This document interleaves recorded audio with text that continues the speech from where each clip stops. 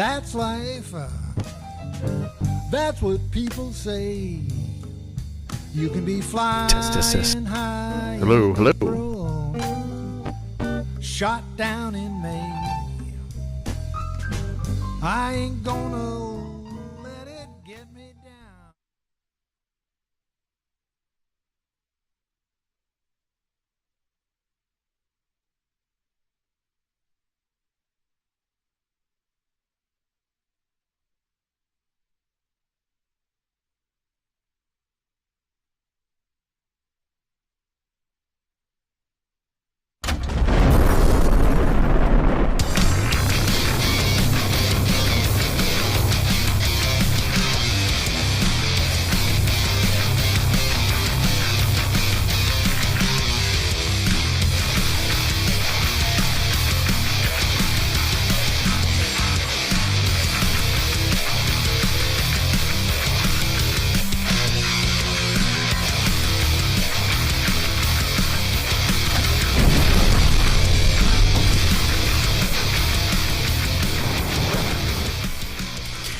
Welcome to Complaining with the Curmudgeons. I'm Doc Normal. Hello, everybody. Hey, Doc. Do you feel like that supernova there blowing up this morning? Is that what's going on? Yes. Everything's messed up. Yeah. Today. Yeah. Yeah. It's just like I don't know. I'm just like we're down here. We're getting set up. There's just a lot of stuff going on. And yesterday was crappy. Had a lot to do yesterday. Yeah. As you know, as I had a lot to do and nothing got done because why? Because it's allergy season or something. I don't know. Right. I mean, I took a thing. So I'm here with my co-host, Sean Spicer. Hi. Just call me Spicy. That's right. And you're Jason Allen. Actually, I think I could probably do a fairly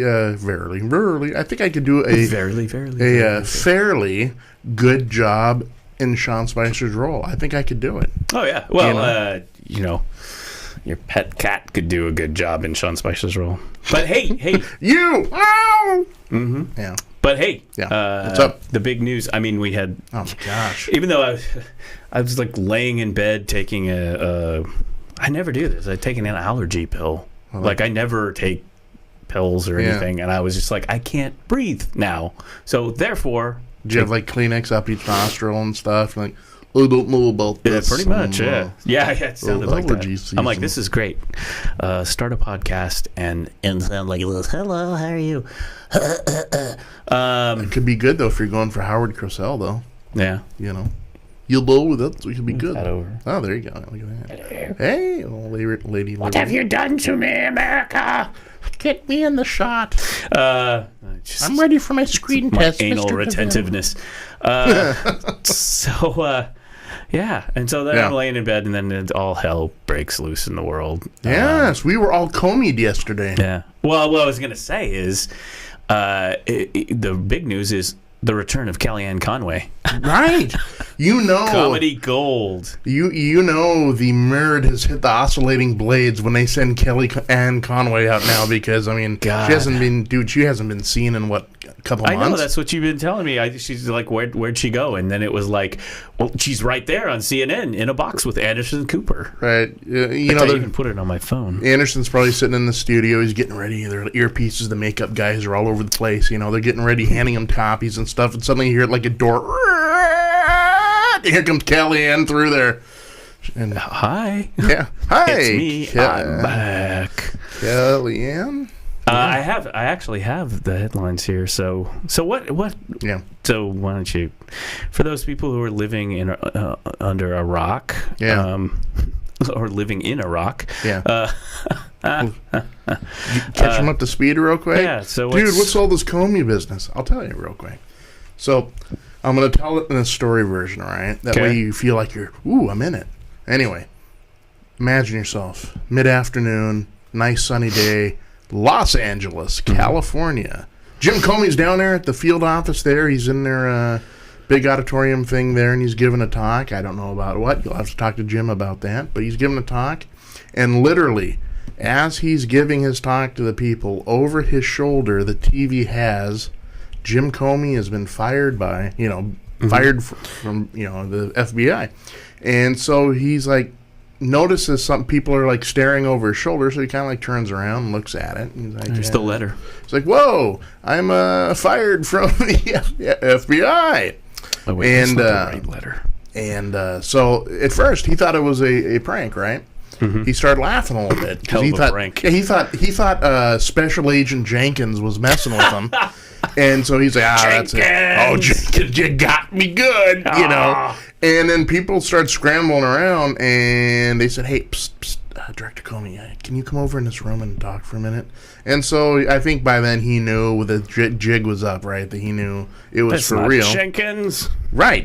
Damn you, Jenkins. And so he walked out. And I thought he did it pretty. I mean, think about it. I mean, he's got to be going through tons of stress at the moment. He has no idea what's going on yet. But he had the grace to come off of the podium, go out and shake everyone's hand because I think he knew what was going, right? And so then they pull him into a side room and they say, Director Comey, I'm sorry, but you've been terminated from. You're fired. I like Jenkins. Jenkins. Ever since you, Willem Dafoe, passed through your grasp in that counterfeiting ring. Right. That was a movie reference. Right. We'll let them catch up to it. That's cool. Live and die in L.A., right? Yeah. Oh, a great movie. Yeah, very good movie. Wang Chung. William Peterson, a young William Peterson. Yes, pre-CSI or whatever. Yeah. Of course, I first came familiar with, I know I'm going way off topic. William Friedkin is the director on that. Yes. You know William Friedkin from The French Connection. Yeah, Popeye Doyle, man. Yeah. You gotta love it. So anyway, they pull him in the side room, and he finds out he's been terminated, and so of course, he's got to be going through whatever this, at that moment. So he gets Jenkins. That's what I have. Damn you, Jenkins! Foiled by Jenkins. Jenkins. So he gets on the get him out to the air. Sorry. I know it was you, Jenkins. Someone's hacking the email server again. Right. It's Hillary's revenge, she's hacked in, and it becomes some sort of bizarre riff between To Live and Die in L.A. and Hogan's Heroes. Right. Jenkins. Instead of the Dan Rather, what's the frequency, Kenneth? He's like, Jenkins, someone get a hold of Jenkins. Director Comey will be here, Jenkins. I see nothing. I see nothing. Suddenly the FBI becomes... Jennifer Coulter's like, wait a minute. Jenkins. Yeah, 30 days to cool off for this, Right. And LeBeau's making Jenkins strudel, right? Yeah. And they're duping Sergeant Schultz. Yeah. It's beautiful. I did not hack the Clinton email, Schultz. What is this man doing here? Wait a minute. Jenkins. I love that, dude. I love that. Oh, Jenkins. I can do Hogan's Heroes for hours. I can do LeBeau. I can do Newkirk. This is what Carter. The whole premise of this show. Yeah. Which we have no premise. The premise is no premise. But I think it's become Jason and Doc come up with wild script riffs, like a new version of the FBI, but it's really kind of a Hogan's Heroes riff, so kind of a mashup. Oh, but by the time we're done with it, it's a full on Broadway play. We've written the score for it and everything. Just like be a musical. Well, no, okay. Yeah. So Hogan's Heroes. Yes. Werner Klemperer. Who is Klink. Yeah. And he has this weird delivery where he sings things. He's like, Hogan! Very sing-songy, right. Yeah. Uh-huh. There's a reason. Yeah, okay. This is honestly true. He's Werner Klemperer of the famous Klemperer music family of Germany. Opera singer. He was, Werner was trained as an opera singer. He's from a very famous music family. Yeah. So you have this guy playing the commandant of the Stalag 13 or whatever, and he's singing his lines like an opera. Didn't his family? I think there's a story about like his family barely making it out of Germany. Oh yeah, well, and there was kind of a huge. Most people did, right? And But kind of like people barely making it out of America in 2017. Oh boy. What? Okay, so here's a letter. So yeah. Let's show the letter. Very short. I read the letter. It's a classic. It's a classic. This would be from your president. God, I can barely read it. This is allergies. Do you want me to do my crappy Donald Trump impression? You can. Do you have the letter? Can you read it? Not really. I can extemporize on it. Well, you can just. I tried to. Okay. I have received, dear Director Comey, I have received the attached letters, and this is from the Attorney General and the Deputy Attorney General recommending your dismissal. Blah blah blah. The second paragraph is the "I'm not a crook" paragraph, as someone mentioned on my Facebook. While I greatly appreciate you informing me on 3 separate occasions that I am not under investigation, I am not a crook. Yeah. I nevertheless concur with the judgment of the Department of Justice that you are not able to effectively lead the Bureau, etc., etc. I wish you, and then the last line is, I wish you the best of luck in your future endeavors. Yeah, the second I literally saw the letter and was reading it, I looked over at my better half and I said, that second paragraph was not written for Comey. It was written for us and everyone. And she's like, why would you say that? And I said, well, because of the fact that it got leaked like literally nanoseconds before it, after it happens, right? Yeah. Come on.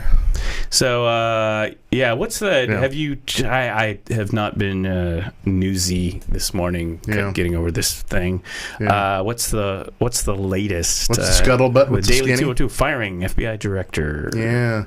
Is already backfiring on Trump. Oh, huge blowback. It's only going to get worse. Huge blowback. I guess they were burning the midnight oil last night, right? Because they did not expect this much of a heat correct. Over it.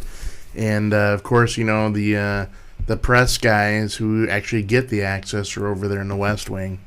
And he says that literally people are they're in scramble mode. Yeah. And as they're trying to drum up a response for this. And they did, I mean, it's kind of weird. They had this kind of truncated version last night. I know. And then, of course, our dear leader made one of his epic, that's what the Germans said, our dear leader all the time. Actually, it's North Korea. That too. Yeah. Dear leader. Dear leader. Oh, yeah. And, they were in scramble mode. Of course, he sent that tweet out last night, calling, crying Chuck Schumer, about it. And so just stay classy, Donald, It's just, it's what we call a crap show. Yeah, but not crap. Yeah. It's just it's such amateur hour. It's beyond. So here was my take on it. Yeah. Now I don't think it was a big surprise that Comey was dismissed. I don't think it really was that big of a surprise. But like I had this boss once. Yeah. And he's like, oh, yeah, you're doing a great job. Can we call him Mr. Jenkins? Jenkins! We'll call him Jenkins just for posterity's sake. Andy Grove will be here. Anyway, the former CEO and one of the co-founders of Intel. Jenkins, what is this letter? So I remember having a meeting with my manager once, and he was saying, well, it's a great job. You're getting, click, you're doing this. So somebody over here said that they didn't think you were, playing nice in the pool or sharing or whatever the hell it is. I don't know what it wasn't. It was a minor issue. It wasn't like anything. Oh, for the reason why he was fired? This is someone telling me in a manager employee meeting, right? They got to tell you something. It's like, oh, you're doing a perfect job. Although I did have a manager once that was pretty much like, I got nothing else. You're doing everything you need to do. But so this guy, he said, well, so and so said, you're not sharing the information or some crazy thing like that. Whatever. It was minor, no big deal. Were you an info hoarder? I don't know. Well, I basically said, well, that's not true. I'm doing this and having the meeting, and I'm sending this out in that email. Yeah. And my manager said, it's not whether you're actually doing it. It's the perception. Perception is everything. It's the optics. And and that stuck with me. And then I was like, that sucks. Like, what you're telling me is I can do my job, yet still, if the perception is that something's wrong, that's takes cake, right? So, but that stuck with me. Like, forever and ever, that always stuck with it. This guy's like, perception is really, it's everything. Perception is reality. And it makes sense, because you can be a complete screw up, like on the job, whatever. But if you look good, if you look like you got it together, you're gonna make it. People are like, oh no, that guy's got it together, and anyone who knows goes, that guy doesn't know what he's doing. And so I was thinking about this in politics. Politics is everything that's perception. It is 100% perception. You know, it's not even how well you do the job. If you're perceived, if you look good, if you look like you've got it together, that's politics. And so in this situation, you have a president that's got terrible perception. I mean, he fires Comey.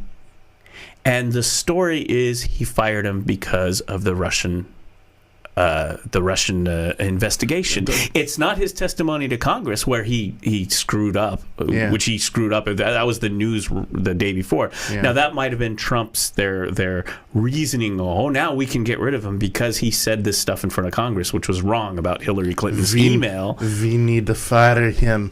Jenkins, find us a reason. Well, and it was easy. It was easy because I don't know, we didn't talk about. Well, he was giving his testimony as we were doing the show live on Monday, and the story there is he said, "What could I do? I had to investigate it. There were thousands of emails on Anthony Weiner's computer, and thousands of I'm basically kind of summarizing it, that are top secret. And so we opened the investigation, and it turns out all the people in the FBI were like, that's not true. There was." There wasn't that many, and the ones that we found classified were the ones that were reclassified. They weren't explicitly marked classified, right? Right. Yeah. And so that was Monday, and yesterday's Tuesday, and you have Trump, and you could say, all right, well, he fired him because he gave testimony in front of Congress, and this is. It went awry, okay? Right. And then you say, well, Democrats, Republicans, see, look. But the story is not that at all. The story is 100%. You got rid of him because of the Russian situation. Oh, easily. I mean, I don't think anybody is fooled for the moment that the reason why Trump axed Comey is because of the Hillary connection. I the way he handled the whole email thing. It's not. Come on. I'm surprised. I was actually a little surprised that he used that as the go-to reason, because I was like, that is so insane, because he has a million quotes as candidate Trump up to that point. Yes. Oh, he's doing a great job. We need to get behind him. We need to show him that. And CNN and MSNBC were replaying every quote. I like this Jim Comey. Oh yeah, it was just hilarious. It's like throw it in your face. Right. And this is. People are making some parallels to Nixon. Oh, Saturday Night Massacre, man! Right. Yeah. You know, there's the L.A. Times, the guy Matt Pierce, who's I believe saw that. I sent that to you. That's why I saw it. Yeah. He's a reporter for the L.A. Times, and I follow him. He's very active on Twitter. Yes. And he put up the front page of the L.A. Times in 1973. Yeah. Saturday Night Massacre. Yeah, I blew up the print, because it's in a real small type, so I could read it and stuff. And you're right. There's literally one paragraph in that story that eerily echoes what happened yesterday, and it's really. People say history doesn't repeat. History sure rhymes, though, right? And it's just so interesting. Another interesting insight into this whole thing, got it right Comey thing, is: did you know that when Trump's personal bodyguard used to be his personal bodyguard, now he runs some functionary in the White House, he was the guy that took over the letter to the FBI. It wasn't like, What now? Yeah. His own personal bodyguard took the letter. Trump's personal bodyguard takes the letter from the White House to the headquarters of the FBI, right? 7 blocks down the road. actual letter. The actual letter. The to one. the FBI. Right, because remember, Comey's in L.A. at that point. So they took it to the headquarters, right? The thing is... Jenkins. Right, here's the really weird, bizarre, and funny, not funny haha, but funny peculiar part, is that they delivered the letter after it was all on TV. Yeah. Like, holy cow! Again, that is just so. So you were saying that you read, you heard about how he found out. Yeah. So he's up there giving his little speech, and literally it comes over his shoulder on the TV in the background, and all the people are like looking at the TV, not him. Right. So he turns around and he says, and first he thought it was a prank. Oh, you got me, guys. God. That's even better than That's even better than the bucket of water over the doorway. All right. This is how we got into the Jenkins thing. Right. Doc's head is still coming off the Claritin. Yeah. I never take that stuff either. But I had to. By noon, Jenkins is going to be your imaginary friend. I know. You'll be talking to him. Doing turning left, and you'll behind your camera. You'll see me like. Don't you dare sit there. Jenkins is sitting there. Oh, okay, sorry. A conversation. I'll be on the couch. Suddenly, Claritin becomes LSD. Right. In my body, it might. I don't know. You can just call me Timothy Leary. I'm kind of a. A natural. I try to keep it natural. I mean, I take vitamins and things, and your body's a temple, right? Is that what's going on? Yeah, my body's a temple. I use my body as Starlog 13. Right. LeBeau is under the basement of my body with the coffee cup, and it's like they're underneath, like the water barrel with the periscope comes up. Contact the allies. They opened up the teapot, and there's the listening device and stuff. He's making strudel. How are you making strudel in a prisoner of war camp? I want to enjoy that. Or the little fake stump where the thing comes up and people, they're escaping. This is one show that they never remade. It's just like, Hogan's Heroes. I mean, how can you remake it and do it justice? Some shows, I think it's like Mission Impossible. Like what they did, like Mission Impossible. And then they actually did do new Mission Impossible. I didn't watch it. But they did the whole movies with the... didn't J.J. Abrams direct one? And it's all what's his? Yeah, I think he did the second one. Yeah, what's his face? There's old Tom Cruise. And it's all modernized 2017 Mission Impossible. And a couple of them were good, a couple of them weren't good. But there's a couple of those mission. I think the J.J. Abrams one is pretty decent. And the last one or second to last, the one with the late Hoffman. What's his name? Great actor. Oh yes. I know. He was in it, and that was a pretty good one too. Okay. But that's what they should do with Hogan's Heroes. Just update it. So it's like they're down there with computers and laptops and stuff, and you're like, modern day. 1944. Where did this MacBook come from? I don't know. We're on the internet. LeBeau's on the internet. He's on. It's not Starlog 13 work because you got to update it. So they're in Guantanamo now. Oh no, North Korea. Ooh, North Korea. Yeah, and they're down beneath the bunker. Jong-un will be here. And they have German accents. They were. I've watched way too much Zucker Brothers movies. I mean, this is like this is wop baba loo bop bop bamboo tootie. I mean, that's the territory we're going into. Secret. Yeah, this is top one of my most favorite movies. Mine too. Love it, man. Where they're the cow. Yeah. Favorite guy is Latrine. Great. Yeah, love it. Yeah, I think they riffed. I think they got a little. I think they stole a little of Top Secret off of some Hogan's Heroes. Even I mean, God knows what they. I mean, they just threw things in that movie. It's like, let's do this, let's do that. That's right. It's an homage, really. Yeah.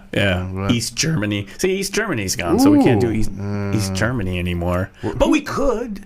Who else could we do? There's a show. I highly recommend a show. I don't think we've can't ever even do Cuba anymore. Oh, Cuba can't even do Cuba. You mean where the country where we're all going to fly down and get our health care? Cuba? Right. Hey, that's where I'm going to get. You know that they're considered. I mean, their health care is considered better than ours.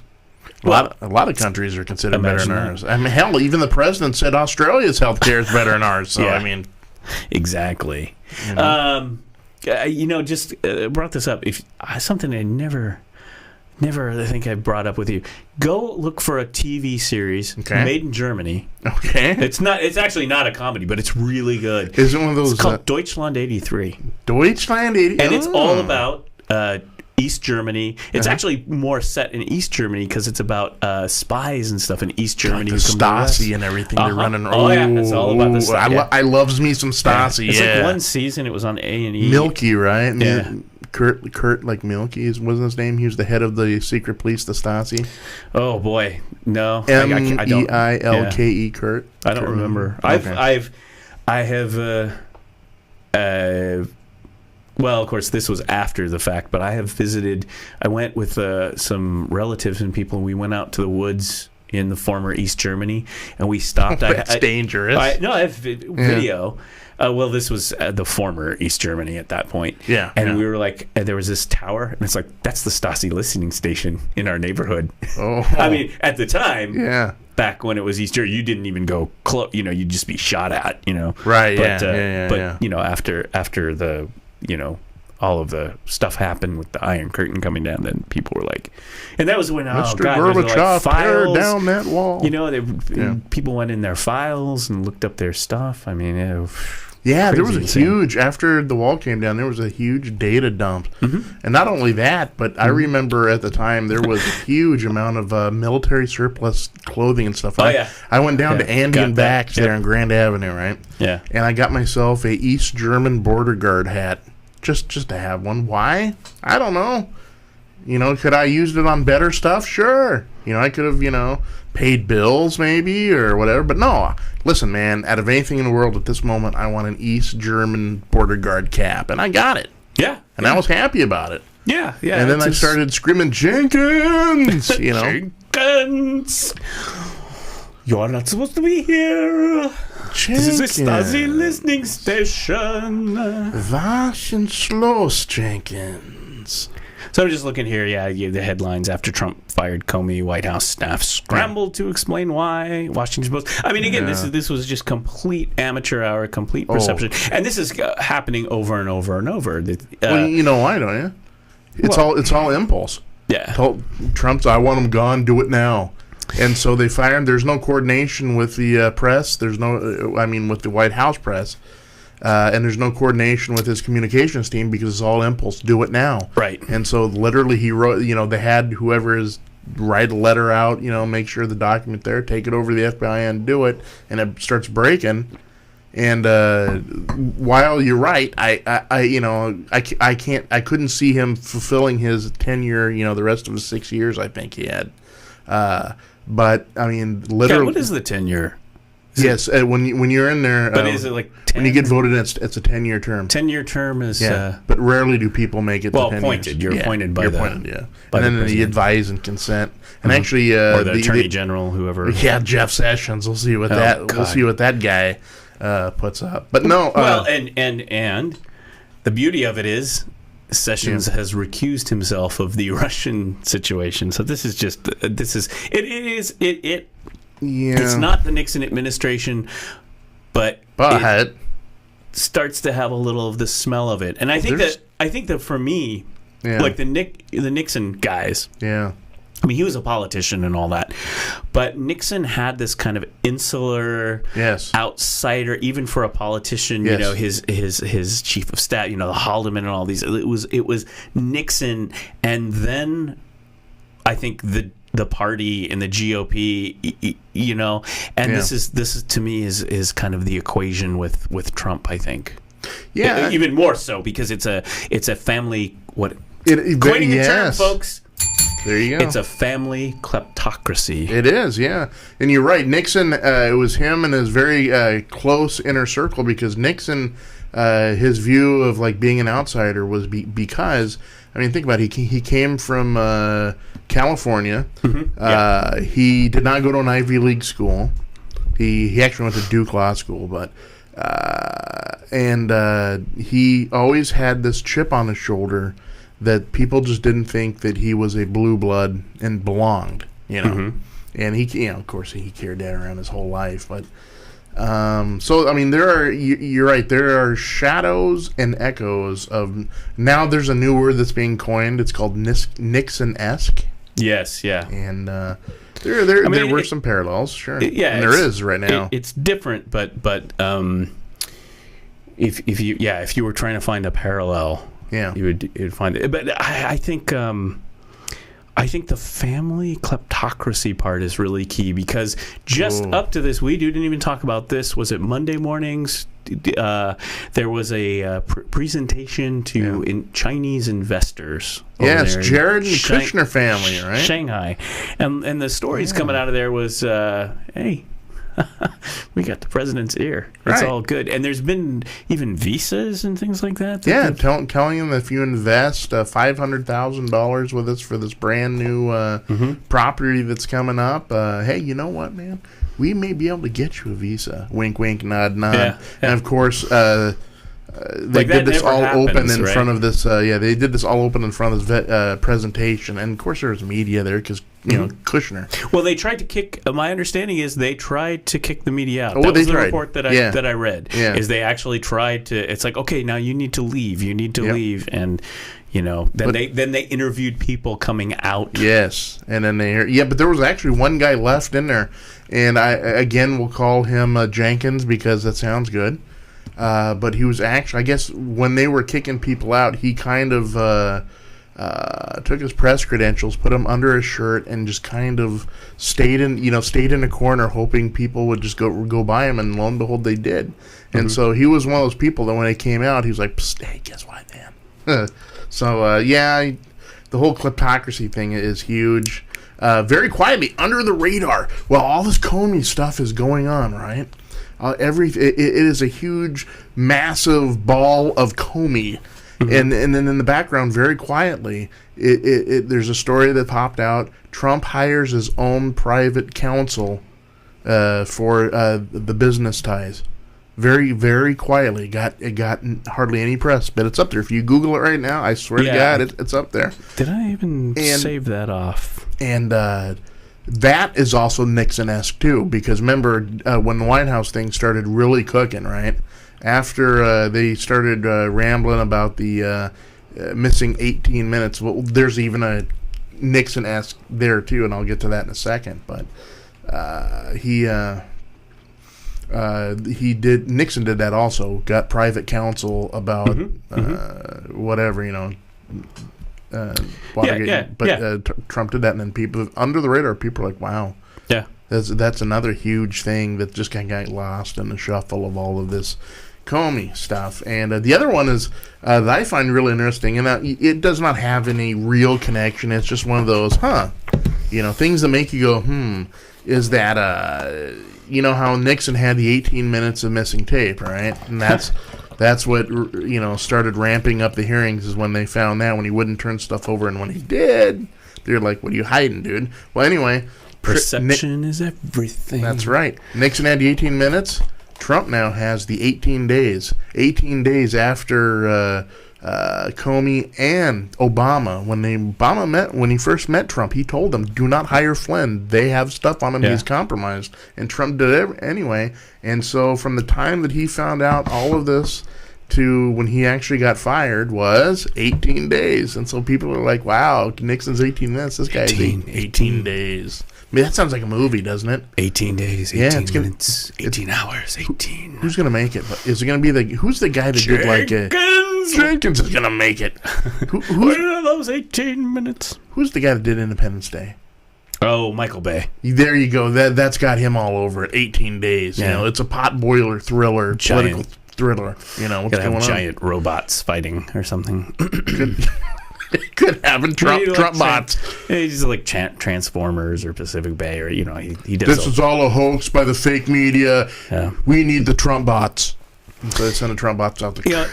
Speaking of reporters, I just you were talking about we were talking about the reporters trying to get kicked out of the Shanghai meeting. Yeah. This just came up. I think it was this morning. A reporter arrested after repeatedly, God, I can't talk today, questioning health secretary. So can't talk Dan Heyman. Welcome to my world. This is on the Hill. Dan Heyman, a reporter for Public News Service, said he was arrested at West Virginia State Capitol after trying to ask Health and Human Services Secretary Tom Price a question about the House-passed healthcare bill to repeal and replace Obamacare as the secretary was entering the building. And so the story goes that and they had like Secret Service involved in this. When did the Secret Service protect people other than the president? I don't know. That's a very good question. Because this is just the Health and Human Secretary dude. Was it Secret Service or was it Trump's own private? No, according to this, they mentioned the Secret Service. I was reading this and I was like, trying to see where the mention is here. Yeah, the only thing I can think of is because he's a cabinet member. But the police, I'm pretty sure that was in the report. Guys with earpieces and they're talking to their watches. Well, he was arrested for asking this question, and this reminds me of I don't know where I read that, but maybe not. But he's just trying to ask this guy a question, and he's arrested. And of course, the ACLU is all over. They tweet, breaking Dan Heyman has been arrested. Heyman, West Virginia State Capitol by Capitol Police for trying to ask Secretary Price a question. That was the ACLU of West Virginia. And this reminds me, they just sentenced a gal for disrupting a speech. Do you recall this one? For like a year? I mean, so free speech is like done. I mean, now you're arresting reporters for asking a question. Disturbing the peace. And again, perception is everything. Yeah. So, and I think we should ring the bell. Stacking up. Every time you say perception is everything. That's right. Yeah. It's stacking up against you. Yeah, I totally agree. I wanted to be fair when I first saw the story and I started reading the articles and stuff about it.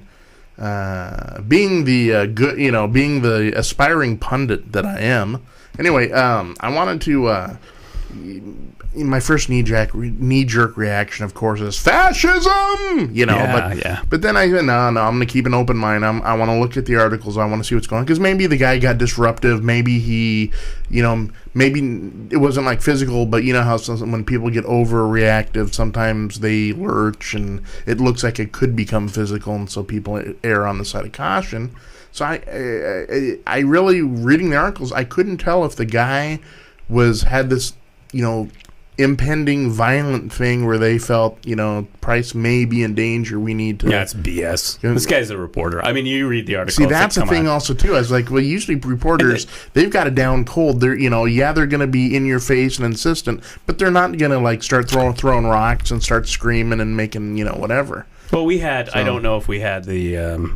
I'm looking, or if we sent the link, but we had this other famous. I think so we try to not talk so much politics here because we've got a political show that comes up today. What, really? And cool. But it's front and center. But we had these guys coming back into their constituencies and trying to talk healthcare bill and walking off set during an interview and all this nonsense. It's bullcrap. It's like, look, this is democracy. If you can't go to Washington, do what you do, and come back and tell your constituents or face the music, you're out. Yeah. I mean, you did, French Revolution style, folks. Listen to me, right? No. It's nonviolent. It's cool. It's a bedrock pillar of America, right? You are beholden to those constituents that elected you to go there and do their business. I think totally understand. Frankly, I think this is all real good. Just keep bringing it because 2018 will get here soon, and 2020 will get here soon. Yeah, and like when you talk about the looks being perception. It's hard because everything's so done by impulse, right? It's like you got to know that some guy who's a functionary there in the White House is probably like, God, didn't they think that this would have amateur hour? Right? Wouldn't they think Didn't they think beforehand that maybe there's the action and reaction, the family kleptocracy amateur hour? Yeah. Well, I think he's used to yes men, so he gets that whole White House has got to be one big echo chamber because everyone's yes man. No one is gonna. There's not one person that will tell him, dude, you're wrong. Yeah. His counsel, oh, you're great, we'll do that. I mean, heck, McCabe, the guy I believe was maybe not McCabe, but the guy who Yates went to was incredulous, saying, "Why are you here? Why are you telling us this? Don't you think it's just a dead issue?" And she was like, "No, listen, you need to take this seriously. This guy is compromised." And the guy was almost like smarmy with her, like, "Oh yeah, we got it under control. You don't have to worry about it. Why are you even coming here?" Even like, what do you mean? Why? Even I go back to, even if you are a Trump supporter, even if again, this goes back to, I'm not going to ring the bell. No. But the perception issue. And as I was looking, I was, anyway, yeah.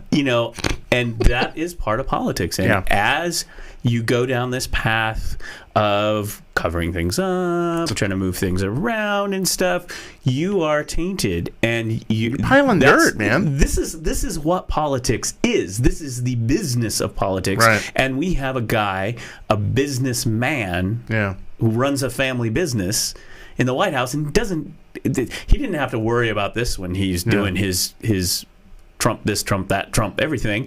You don't have to worry about these kind of things in the corporate world. Yeah. But now you're in politics, and the image I had, and I was going to put something out there, and I couldn't kind of formulated in 140 characters, but the image I had was of Comey flying away in his plane, getting to Washington, getting home, and just fruit baskets and neighbors are cooking meals for him. 2 dozen flowers. No, it's like, oh, what's this one from? Oh, Chuck Schumer just sent you a gift basket. Oh, right. Nancy Pelosi just sent you. Because bless their hearts. Because I just I just would imagine this guy singing like nobody's business in front of Congress. And here's the thing. Here's where you really have a problem. Mm-hmm. That little feisty guy named John McCain, who doesn't like you. Right. You may be in the same party, but he doesn't like you. And he's calling for a special prosecutor. And his little buddy, Lindsey Graham, is also calling for a special prosecutor. There are moderators now that there are moderate Republicans now, like Jeff Flake, who's openly like, we may have to go to a special prosecutor. In fact, today on the Senate floor, and I don't know if it's happened yet, but every single Democrat in the Senate is hitting the floor calling for a independent prosecutor. Of course. And it just takes one or two on the GOP side. I mean, this is what happened with Nixon, you know. And here's the thing. Yeah, I think. Look, Trump is a thorn in the GOP side. Sure, I think they've had to deal with him. If you look at what led up to the campaign and Ryan kind of pulling back, pulling forward, So, buddy, I do not see this president making his 4 years. It's far. I really after yesterday. Yeah. If that's the kind of perception game he's going to play, he's gone. He's going to be out one way or another. Okay. I mean, maybe he resigns. It could end up being like, this and this and this. I resign. I totally agree with you. And folks, listen. That's my prediction. I do not see 4 years. Right, me either. Folks, listen.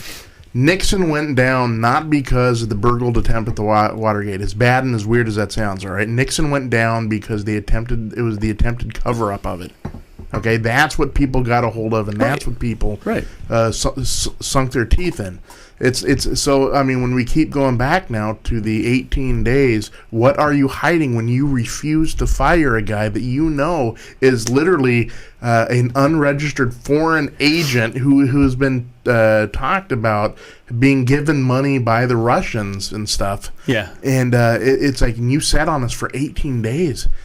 Even the president at the time, Obama, says, do not hire this guy. He is compromised. Oh, no, it's fine. It's fine. Totally fine. Yeah, that could just come down to a perception move. Again, exactly it's just right. like, well, you want to make sure this doesn't look like this, okay?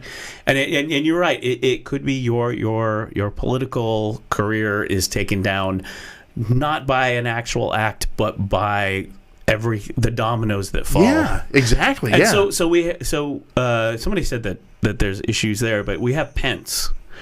Who is he's a company man, right? He's a company man. He's a GOP company man, and I don't see he's where far to the right company man though. He's one of those Freedom Caucus guys. Yeah. But I think he knows how to deal. He could step in, I think, with Ryan and I mean, he could. He was. I thought, despite I don't like him or his politics, I thought when Trump picked him as a running mate, I thought that was a good move on Trump's part. I was like, oh, okay, this guy lines up. You picked, that was a good pick for you. It was a good strategic move. You bet. And while I'll say this openly, the Democrats, I loved Tim Kaine. I loved Tim Kaine to death, but Hillary. We don't have to. Yeah, we're not going to kick that horse. We don't have to kick that. We've already kicked that can down the path several times. Right. I thought that was a good move, and I think that he could slot in. Somebody on my Facebook commented that there's issues there too, and no, I'm not talking about politics. I'm not talking about your ideology. Right. This is all about corruption, perception of corruption. Yes. It's optics, man. Yeah. Which again, politics is perception. That's right. So here's the other thing too. I am starting to believe that the theory that Trump really doesn't want this.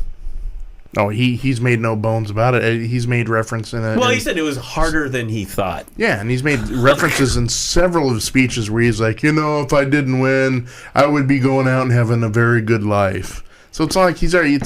When he talks like that, it's not like he's already got one foot out the door, man. And the first lady isn't exactly keen to it. Yeah, and how many times has she been to the White House? Since, right. Well, neither was the last first lady, to be fair, Michelle Obama. But that was.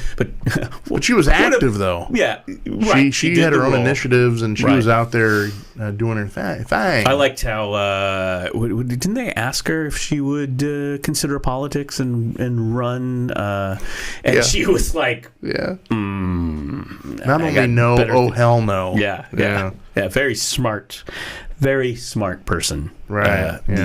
Last, I don't know anything about Melania Trump. I mean, I don't know. She may be a lovely woman. Yeah. Who knows? I don't know. I mean, from listening to her speak and stuff, engaging, I don't think she's a malicious person. I don't think she's a calculating person like that. Well, we don't know, right? Because she's really hasn't stepped in, and her excuse has been, I don't like the limelight. I don't want her son. Yeah, and that's understandable. And I'm fine with that. I don't have any problems with that at all. Listen, even as the good liberal that I am, is I did not support when people were going after the kid making all sorts of snarky comments. I thought that was bad. No class.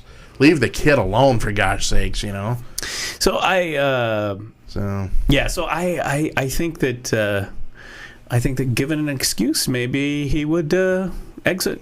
It's like, hey, I did. Look, he's achieved what he wanted to achieve. Mm-hmm. Oh, I was president. Mm-hmm. Been there, done that. Put a T on it. Right. I don't see it happening. I don't either. I with everything that's piling up and piling up and piling up, and another thing that flew under the radar. Okay. When Comey was giving a speech, I forget her name, but she's Jenkins. She's Officer Jenkins, and she's the lady from Hawaii, Sarah Jenkins. Tulsi Gabbard. Not she's Tulsi Gabbard. Asian heritage. Not Inouye, all right. Inouye's. Senator. Yeah, she was grilling Comey. I remember. And I was watching because I watched the Comey. Right, it flew under the radar. Right, there's a couple people that reported it, but She was asking him about, she asked him about the investigations, who's all investigating, and he says, well, yes, there are investigations going on. I'm coordinating with 2 teams. Mm-hmm. Now, everyone knows about the team from the Department of Justice that's going through the Senate and the House, whatever, right? Mm-hmm. The lady was smart enough to ask, she was like, 2? What do you mean there's 2?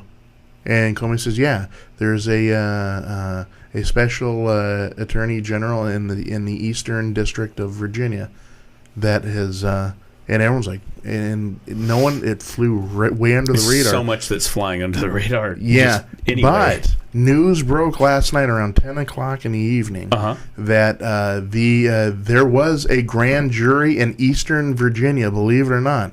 And if you know how grand juries work, after that, if they think that there's enough warranted to go further into the investigation and start subpoenas and stuff, they issued subpoenas. Oh. They did. Flynn and all his papers and everything like that. It flew, because, with the Comey, everything, it just flies under the radar. Right. And, folks, watch this space. Oh, yeah. Okay? Yeah. Watch it, because if they've already gotten to the point where they have convened a grand jury and are standing out to subpoena things, watch out. What a mess. That's just, I'm throwing it out there. It may become nothing. It may, take it for what it is. But I just found it interesting that it was there in the first place, and they've gotten to the point where they're now actually issuing subpoenas. So my watch the space. Yeah, my last thought on this, and there's other news, believe it or not. There's actually some tons of news, cool news that's not politics. Yeah. And like I said, I try not to do just heavy politics, but how can you avoid the elephant in the room today? Yeah. But my last GOP thought, elephant in the room, yeah. as opposed to the donkey, we won't play the Chihuahua video. Right. Anyway, just go look up Chihuahua. I don't know. Yeah, it's pretty fun. Yeah. But the other thing, the little guy was going to town, man. Yeah. Sorry. Anyway, let's move along. Sorry. The other thing that comes to mind, other than resignation, is usually there's always a distraction of the week and a distraction. Oh yeah. And many times a president or something will blow up in the world, quite literally. Yep. And then we get distracted on that. So, now there's already been talk of, is it Afghanistan? Re-engaging in Afghanistan, yeah. That floated out yesterday. And you're totally right. After the blowback from Comey, right, when people just freaked, and it just, the amount of huge cacophony of blowback, I looked to my better half and I said, watch for the Reichstag fire now. Oh, yeah. But, something's going to happen where it diverts attention and to rally a nation, Also, there's other news in Syria that in addition to wanting to add more troops, we are now backing the Syrian Kurds, and now they've given the go-ahead to give them equipment. And so that was kind of being unpacked as then the Comey thing came unpacked. And that's interesting because I'm not sure where that stands with Putin and the Russians, but we do know that that does stand. That's a big thorn in the side of Turkey and our buddy over there, Erdogan. Yeah. Anything that's Kurd or backing Kurds is not well taken by the Turks. But what I'd really like to know is how much gear. To Geopolitics with Jenkins. Geopolitics. There you go. Jenkins is all over the place. This guy, he's going to win Employee of the Month. I'm going to change your name to Jenkins. Thank you. Jenkins. Coffee with curmudgeons with Doc and Jenkins. Mr. Jenkins! It used to be like, I see nothing.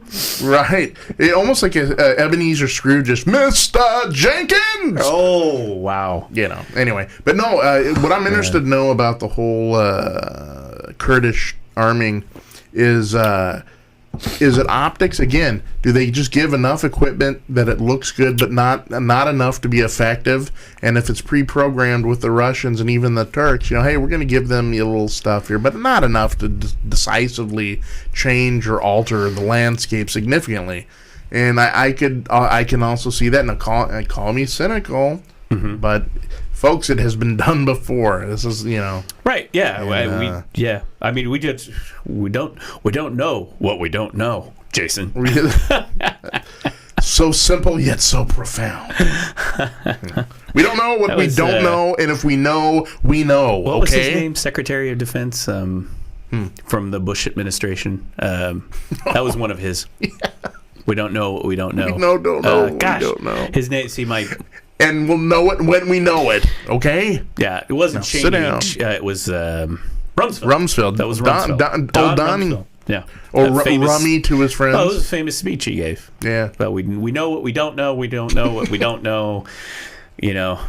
Do you think sometimes guys say stuff like that just to confuse the press corps? They're out there. They're like, don't know. You don't know. Just, my God, what's going on? People. You wouldn't believe how people unpacked that. Oh. His speech, like literally, like. What are we well, reading? actually, if we do undo it, you know, having been in validation or QA, as you would call it, like you have software or hardware. Yeah. There's known knowns, known unknowns, unknown unknowns.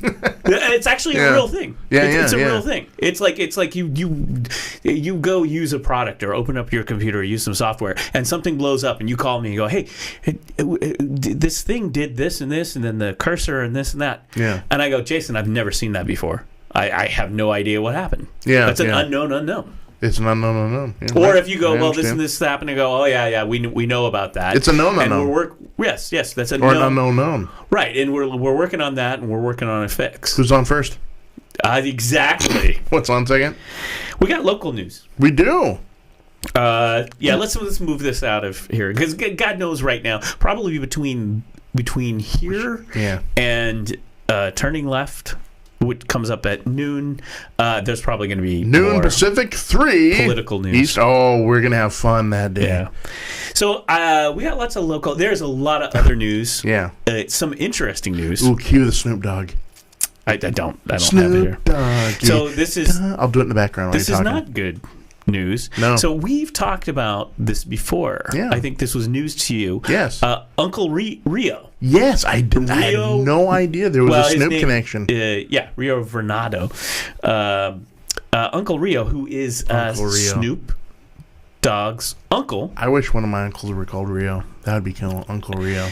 So he has the smoky rib place down there on Sandy, right across the street, almost from the Hollywood Theater. So I know it well. He smokes the place up, but it's a rib shack. His place burned down. Yes. This was on Monday, was it? Or early Monday, or 3:30 a.m. Monday, yeah. It was an overnight thing. Reported on KOIN. Now, the interesting thing is he happened, and this is out of Willamette Week. There's a picture of him. I'm throwing it up here. There's Uncle Rio with Martha Stewart. Wow, Martha. And they're outside, actually, the trailers there. Because he was down visiting his nephew, because his nephew Snoop and Martha do a cooking show together. They have a show. That's right. Yeah. Holy cow! I never thought. Yeah. And so he was down in L.A. I'm connecting all sorts of dots this morning. He was this down is in great. L.A. Well, there's the Willamette Week ran a picture that I think he posted to social media with him and Martha Stewart. I love it. She has a bag that says Martha on it. You can put. No, she's not egocentric. You can take letters and put them on a bag with your own name. For example, Doc Normal. I'm Martha Stewart. I have tons of stuff with my name on it, and it's not egocentric. It's just because literally I'm an idiot, and that's my bag. That's my underwear. It's like my wife does. At the first grade of the first day of kindergarten, on the back of my underwear, there's my name and stuff. Yeah, you know it's bad. Oh, your lunch pudding has your name on it. Yeah, the snack pack's mine. Thanks, Mom. It's bad when you're an adult man and you're still doing the animals matching. It's like these pants match with this shirt. See, it's two alligators. Sweet. Oshkosh my gosh. Right? Remember? Thanks, Mom. Yeah. These snack packs, they're great. So Rio said that he blamed racism You can't stop my Really? joy. Rio's rib owner, Rio Fernando, says in tear-stained video this morning. Again, this was, I believe, Monday. Yes.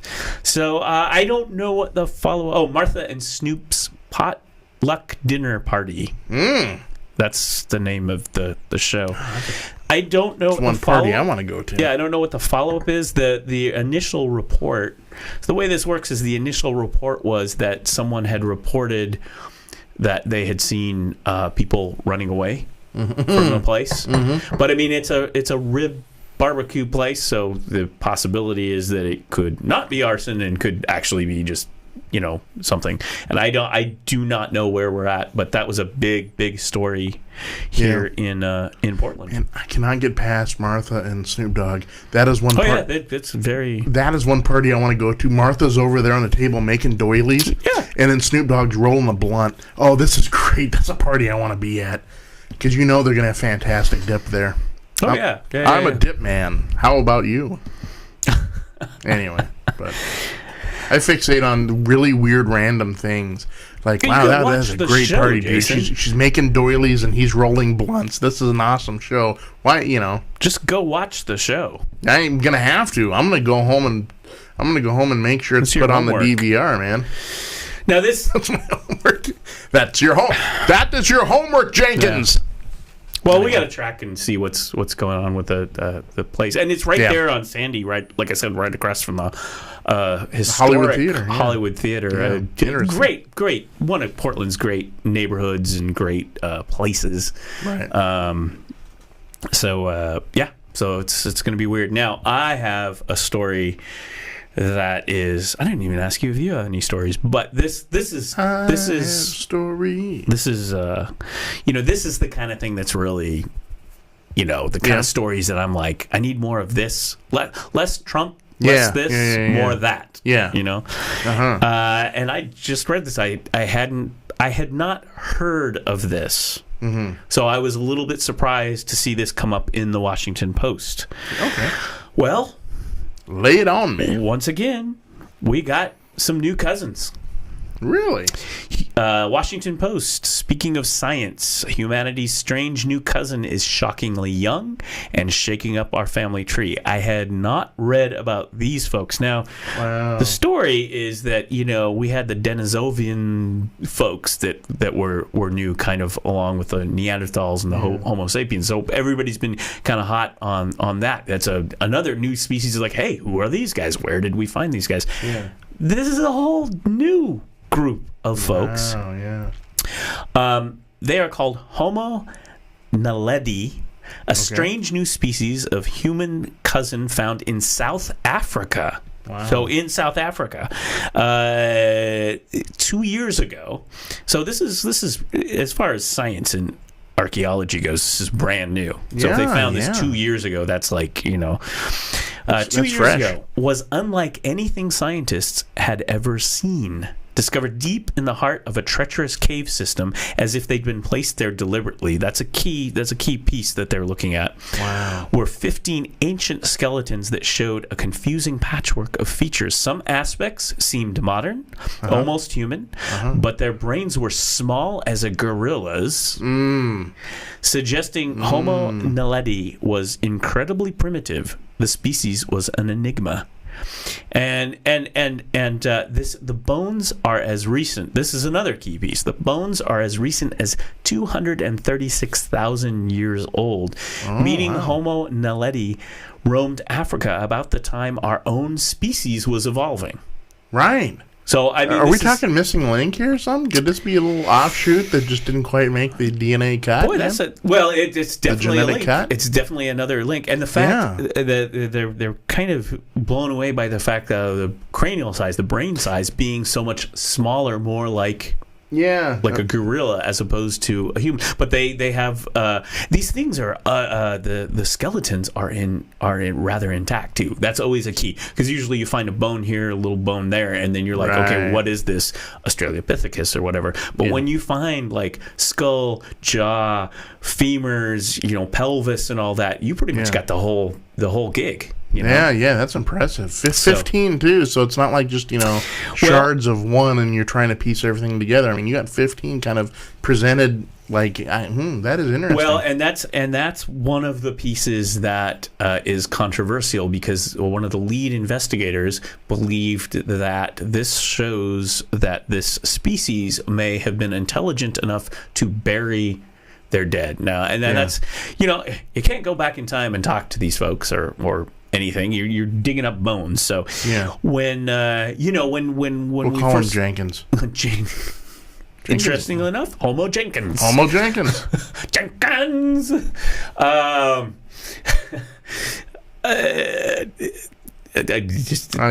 could just go. We can go on a tangent, but it's interesting because when we discovered the Neanderthals, right, one of the things we found was burial ground. We found skeletons, and then they found like bear heads and things, and it was like, what is this? We pretty much think this is a burial. Therefore, we could assume that the Neanderthals had a vivid life inside their heads, like modern human beings. Not all of us, but some of us have ideas and thoughts and beliefs and develop rituals and customs. Yeah, and they look at that sort of layout and they're like, wow, they must have had a sort of a protocol, a custom for it. So back in the day when Neanderthals were discovered, we were able to piece that together to go, okay, these people were different, but they were like us in that they had, and there was. When I was going to college, it was controversial whether they had a language or not, and I think since then we've decided, sure, they had some. There's some form of communication, right? Yeah, if they're doing things like burying their dead, you need that tells you at least you need to pass one idea off to another. You need to effectively communicate because how are others going to learn, right? So the controversial aspect is that one of the lead investigators putting through this theory. Yeah. But others are not so convinced, other anthropologists, because of maybe the brain size. And also, do we know that they buried themselves, or did someone bury them? Did Neanderthal, did someone else a little bit smarter? Yeah. We don't know. They're just in this cave. Now, here's a little interesting anthropology, well, sort of anthropological. I mean, anarchy, archaeology, and A words. Right here, in order, so this thing is like this really remote cave, which is why it was hard to get to. It's like this tiny little place to get to. And they biological anthropologist and lead of excavator Marina Elliott inside the Rising Star Cave system. The investigators had to get extremely small, petite people, many women, to be able to go excavate because they can't fit through. And one of the lead archaeologists actually got stuck in the cave, and it was like, I'm out. I can't get down here to get this. So who do we have on the team? Who can we find who's small who can go down there and actually get these bones? So, hey guys, yeah, go ahead. Yeah, I'm stuck. Really? Yep, stuck. Can anyone bring some soap in or something on a soap on a rope, something kind of. Well, this is like hold on, Jenkins, we're coming to get you. It's pretty crazy. Like you're down there, locked up. So here's a if you're on the feed, here's a photo. On the left is the skeleton of Lucy, the very famous Lucy, the 3.2 million year old. Remember, Lucy is the 3.2 million year old Australopithecus afarensis, one of our earliest ancestors that we have found, and 3.2 million years ago. Right is the skeleton of a roughly 250,000 year old. So like 3.2 versus 250,000 of this Homo naledi, dubbed Neo. They've called him Neo. These are two of the most complete hominin skeletons known to science. So again, and if you look at the picture, what you see is Neo is taller than the Australopithecus, which makes sense. The Australopithecus is like a tiny little person. But again, the more like maybe kind of gorilla-like features and the brain size. So it's crazy. What we're looking at is, I think as we continue to investigate, we're finding that these branches, so to speak, of humanity maybe didn't quite die out when we thought they'd die out, that they continue to evolve until at some point, presumably us, right, Homo sapiens otherwise known as the earliest form of Cro-Magnon man, that we kind of took things over, and that kind of ended everyone. Right. Our final ancestor that we believe is the Neanderthals. And there's always continually that mystery of what is the mystery? How were they? Yeah. Where did they go? Yeah. But the article points out that as we continue to sequence and look at DNA and look at DNA across humanity, is there may be a little of this in you too. So it's not just so perfect. Someone said, don't think of this as a family tree as much as a family river, and tributaries going out and then coming back into the river. So that basically what we're starting to find out is that human evolution, branches of human evolution go off, come back, mix back into the gene pool, and us. And there's evidence both in our living genes, like the great discovery of finding out that many of us have Neanderthal genes in our modern gene pool, which makes sense if you really look at your neighbors and people and politicians. But this is just crazy. This tall, upright walking, small-brained folks. So that's my kind of story. Right. It's very interesting, in super science. And it's pretty fresh too. So I mean, there's a lot of research that is going to be culled and mulled over for years, and it may get some anthropologists and maybe even some archaeologists on the scene, trying to see, especially now that they found an area and cave in South Africa, maybe it's going to get other people looking even more hotter for more proof of Neo. Well, one of the pieces to summarize, you can go down in this. One of the things they also were saying is that the archaeologists maybe aren't spending as much time, because this was in South Africa, in Southern Africa, as opposed to I think it was northeastern Africa, and now the community is reevaluating that, going, maybe we need to do some more digging.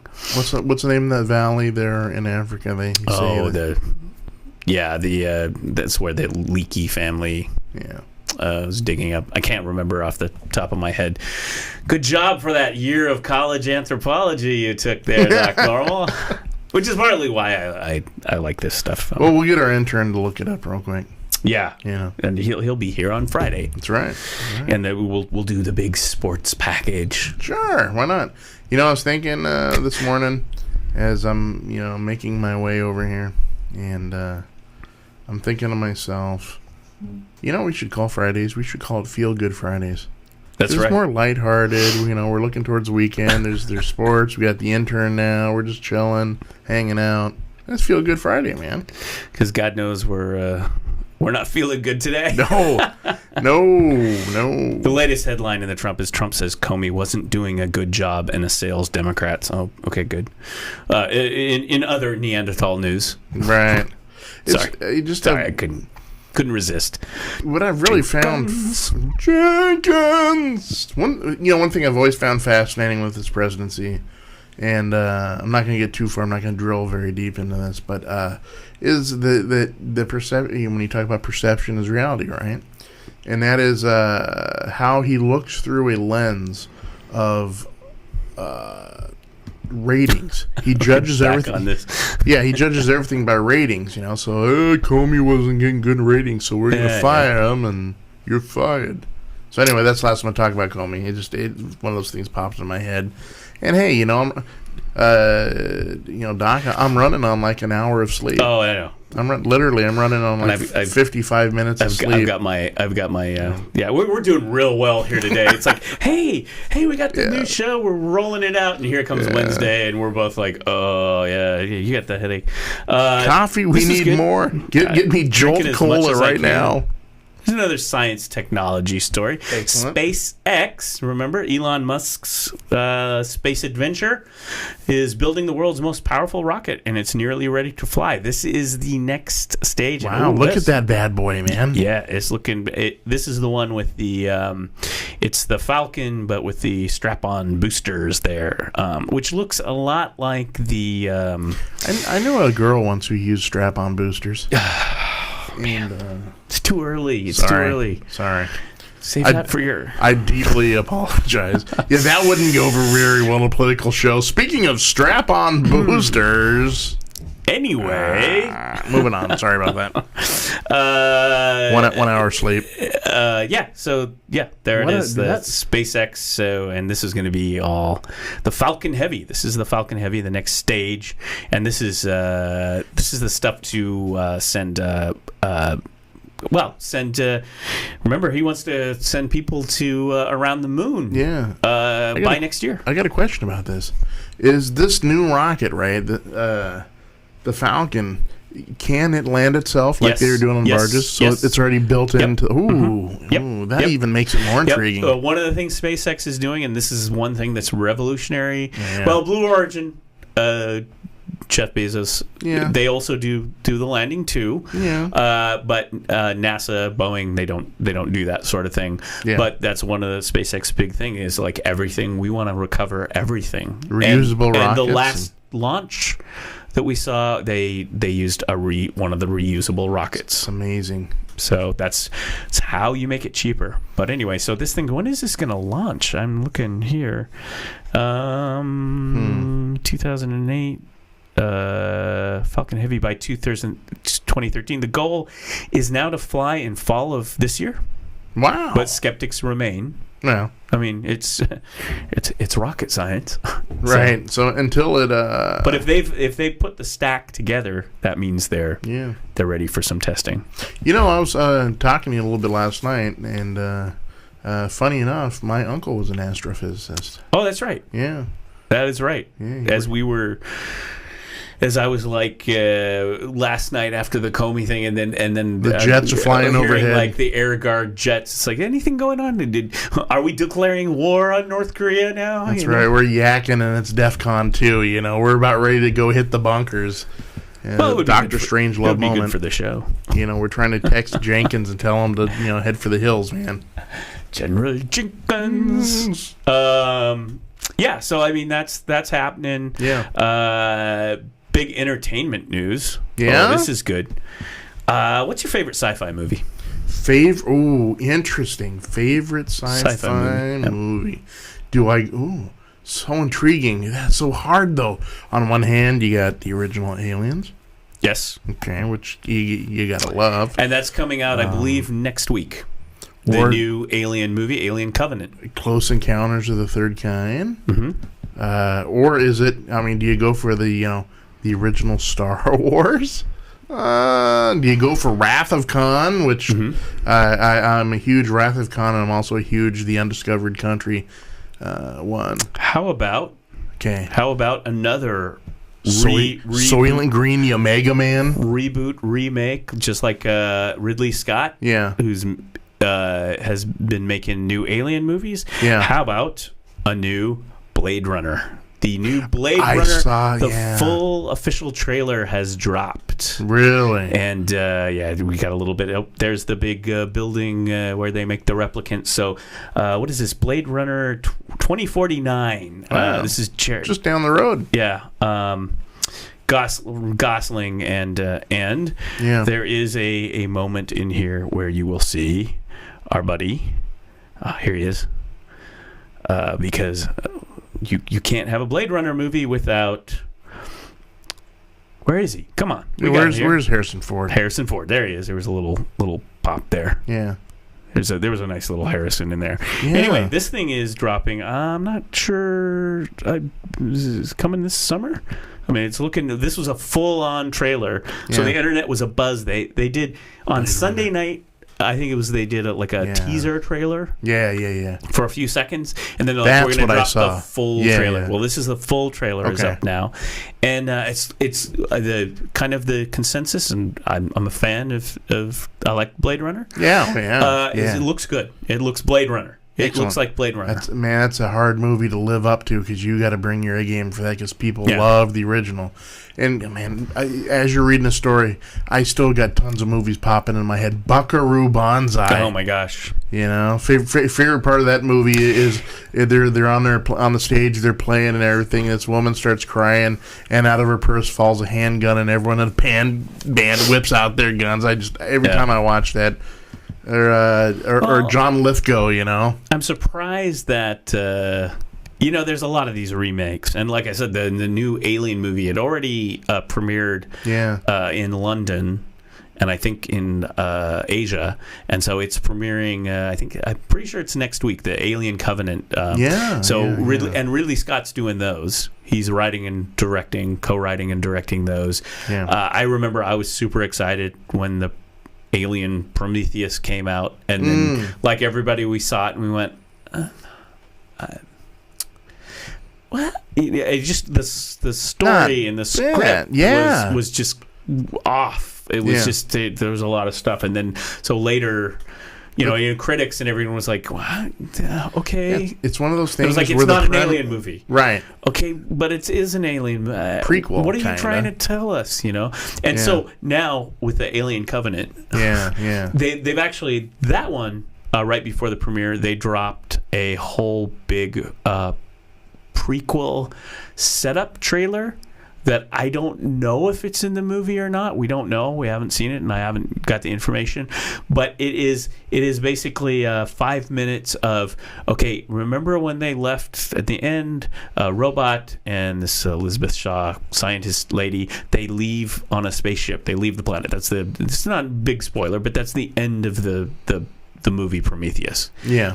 Well, they dropped a whole little thing. It's like, well, what happened next, right? Which stay tuned, because we thought that there was going to be this sequel with those characters and the lady, the actor lady who played that character, and then it turned out they erased stuff and decided to do something else. Oh boy. So you can actually go see all this stuff online. There's all these like little prequel things online to fill you in, and then you go see the Alien Covenant, and of course those trailers are all, what do you get? Well, if you go up and see it, what do you see? It's like people, stuff coming out of your chest and your back and your neck, and then that dude we all know and love, right? Yeah. The xenomorph, hi, I'm back.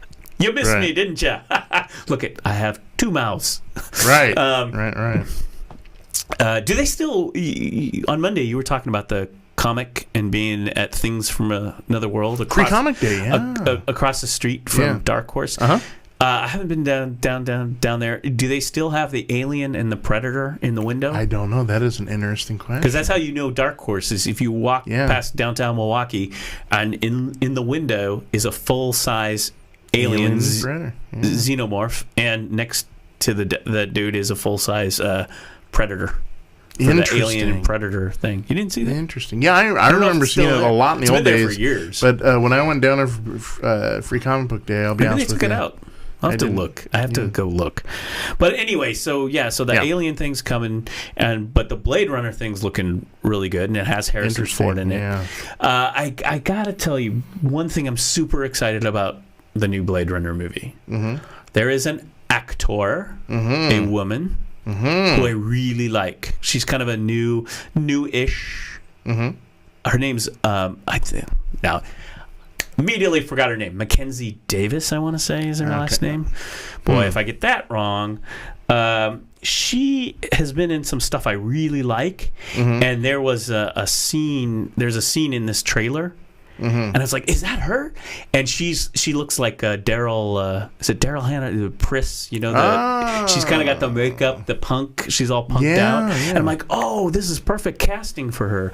Now this gal, she is a star of this show that, Mackenzie Davis, which she is. She's been a star of this show that I've been watching about about like the early days of the computer industry, called Halt and Catch Fire.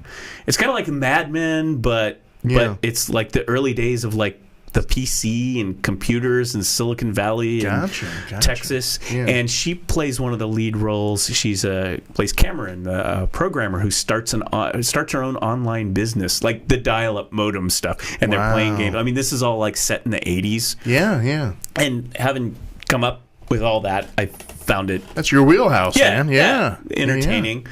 Got a little soap opera though. Kind of like Mad Men, you know. Right. I start to lose interest when you're just like, okay, enough with the soap opera. Let's move it on. And then the last, I don't know if they canceled the show because, it was the last season was on Netflix, and so I watched it, and it's like second to last episode, and then last episode, it's like 3 years later at World Wide Web. I was like, guys, that's a jump ahead. Yeah, I could have enjoyed like maybe a lead up to it. It's like these characters are. I think I've talked about this before. These characters are divorced, and now they're looking at this new World Wide Web thing. Gotcha. I'm like, okay, but anyway, Mackenzie Davis starring role in that. She was really, really good. I really like. She's a 30-year-old from Vancouver, BC. Canadian, British Columbia. But she's been doing some different movies. She also. Now, this is another one that we haven't talked about. Jason, have you gone up to the Netflix? Have you watched the Black Mirror? Mirror. You got that's your homework. No, that's everyone's homework. You gotta go. I hope it's still on Netflix. You gotta watch Black Mirror. Yeah, I think it is still on there. Yeah. This is the 21st century version of the Twilight Zone. Is the best way to describe it. Oh, I'm sucked in already. But it's not the Twilight Zone, but it's like the Twilight Zone. Like every episode is about kind of the near future, and every episode is completely twisted. Oh, nice. So it's like it's like, well, you know, think about your iPhone and all those likes that you get online. How can we twist that into a dystopian nightmare? Yeah, it's about that. Well, Mackenzie Davis is there's several stars. Actually, John Hamm from Don Draper, Mad Men. From Mad Men is in an episode of Black Mirror. It's a British show. It started on British television, and then it got syndicated and whatnot. Highly acclaimed. It is worth watching. If you like sci-fi, if you like twisted like future, and it makes you think. It makes you think about, what am I doing on my iPhone? What am I doing Instagramming my food? I mean, it's that kind of a show. Instagramming my food. The first episode is about a politician who gets blackmailed, and it involves him having to do a sexual act on television, live on television with an animal. Oh, geez. That's the first episode of Black Mirror. And you think, oh, God, that's really disgusting. It's like, no, this is how twisted this show is. And it just goes further down. I mean, there's like blackmail, there's things. Anyway, Mackenzie Davis is in actually one of my favorite episodes of Black Mirror, and like it's Twilight Zone, so it's just a own contained story with actors. I think there's one or two episodes that are sequels or kind of a continuation of a story they told, but mostly it's stories. This guy who created it, his mind is like somewhere else. I mean, it's really good stuff. No, I dig She's in this episode with another lady, and it's very, very good, and it has a lot to do with what do we say? I don't want to spoil it too much, but maybe the afterlife, or as you like our audience that's all watching from the assisted living. Hey there. Hope the Jello's good. Green Jello today. It's all about that. Yeah. And so Mackenzie Phillips is in there. Mackenzie Davis, not Mackenzie Phillips. That was one day at a time. Yes. This is her. You might see her around. She's a fantastic actor. Well, it's a good thing you didn't mention Bob or Doug. Yeah, and she in the, I don't know, maybe if they're, like I said, she's kind of got that. Was it Daryl Hannah, right? Who was in the original Blade Runner? Pris. It was Pris, the punked out lady who kicks the crap out of Harrison Ford. Last time I saw it was the director's before Rutger Hauer shows up to kick the crap out of Harrison Ford. Right? Yeah. It's like, oh, I've sent her. And then one of the great things about Blade Runner is pretty much like a good, because it's kind of a detective story set in the future. Yeah. Philip Marlowe, like in the future, hard-boiled, noirish. But the great thing about the original Blade Runner is it's pretty much Harrison Ford through like the second half of the movie getting his ass kicked by all the replicants. At some point, everyone he chases down is like going to kick his butt. The ladies, the guys, Yeah. And then it's Rutger Hauer, and you're like, oh crap! And now he's really in trouble. Yeah. So, unfortunately, Rutger's not in it. We don't know. Yeah. Could be. We haven't seen the movie. Interesting. Yeah. The wrestler dude who is in Guardians of the Galaxy is Batista. In it. Yeah. Batista, he's in this new Blade Runner. Gotcha. Because it was like, oh, who's that guy? And it was like, yeah, he's in the cast. So we're assuming maybe he's a big guy, so maybe he's a replicant. Yeah, you would think. Yes. So, although I've heard from the replicant lobby, and they would not like to be called replicants anymore. They want to be called replicans. Yeah. I don't know. I haven't. I like spoilers, so I haven't done a lot of research on this one. I've been trying to do the Alien spoilers, and I think I kind of got that Alien Covenant thing, that thing that they did about the continuation, which I don't know is in the movie or not, really gives you a big spoiler as to here's what happens. Yeah. I mean, it's like, and it's literally like, and then we went over here and somebody killed everybody. This is where we start. Yeah. Okay. Good luck. Hopefully it's good. Yeah. It's getting decent reviews though, but more. All the reviews are like, yeah, this is an alien movie. Lots of blood, lots of guts. Yeah. Lots of aliens doing bloody things. Right. People are popping out of bellies and stuff. And I'm kind of like, gosh, we have several movies where we've got that. The original Alien and the Aliens, and then there was more Alien movies. Yeah. It's like how many times can you get stuff bursting out of your chest and stuff until it's kind of like, okay. Been there, done that. Yeah. So I don't know. Oh, the first two though were just fantastic. Yes. Those are two of my favorites. Yes. Those are two of my favorites for sure. But when you say spoiler alert, the next Aliens, it's going to be Coffee with the Curmudgeons. Ooh. Jason will be like, I don't feel so good, my back. And then I'll be doing the show with the Xenomorph.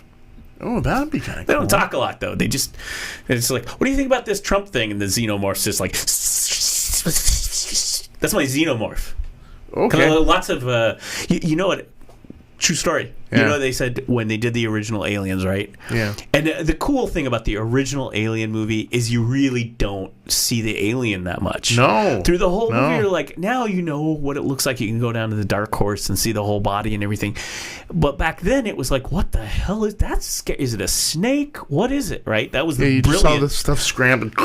That was the brilliance of the movie. Yeah. Like Hitchcock and all that, they were always like, hey, if you want to make a scary movie, don't show everything, put it in the shadows, because your mind will start working on that going, I know there's something in the shadows, I know it's bad, I don't know what it is. It's like that movie Signs. Remember the Mel Gibson movie Signs? Oh, I did. Yeah, where I do. You never really see the alien except for just a brief moment. I don't think I'd like that movie very much. But you see, I see a lot of these movies, right? I think his best movie, Unbreakable. You ever seen Unbreakable? Oh, very good. Bruce Willis and Samuel Jackson. Yes, that was a good movie. Very good. Yeah, very good movie. I enjoyed that. And nice twist at the end. It was like, I get it.